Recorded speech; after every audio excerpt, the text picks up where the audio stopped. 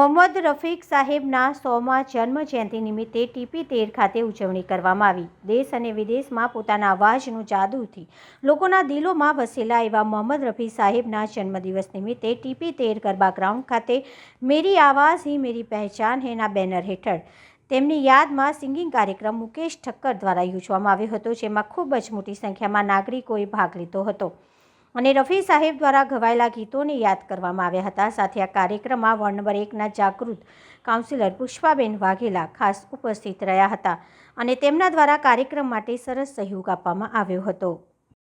શું કહેશો, આજના દિવસે શું કાર્યક્રમનું આયોજન કરવામાં આવ્યું છે?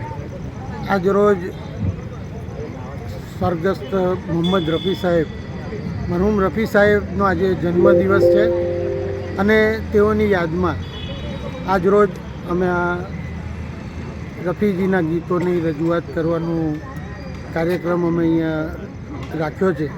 ખાસ કરીને એવી ભાવનાથી આ કાર્યક્રમ રાખવામાં આવ્યો કે સિનિયર સિટીઝન્સ ખાસ કરીને કે જેઓ આવા કાર્યક્રમમાં ખૂબ જ શોખીન હોય છે, પણ તેઓ દૂર સુધીના આવા કાર્યક્રમો સયાજીનગર ગૃહ અને ગાંધીનગર ગૃહ જેવા દૂર ઓડિટોરિયમ સુધી નથી જઈ શકતા, તો તેઓને અહીંયા પોતાના ઘર પાસે બેસી અને આવા ગીતો સાંભળી શકે।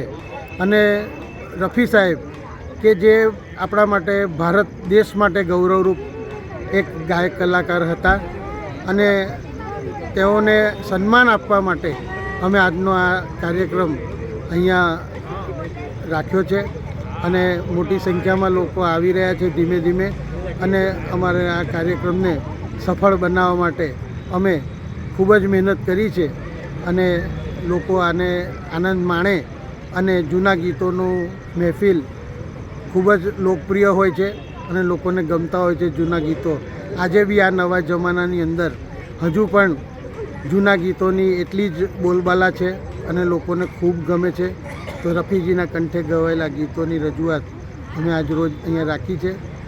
શું નામ આપનું? મુકેશભાઈ ઠાકર, હું પોતે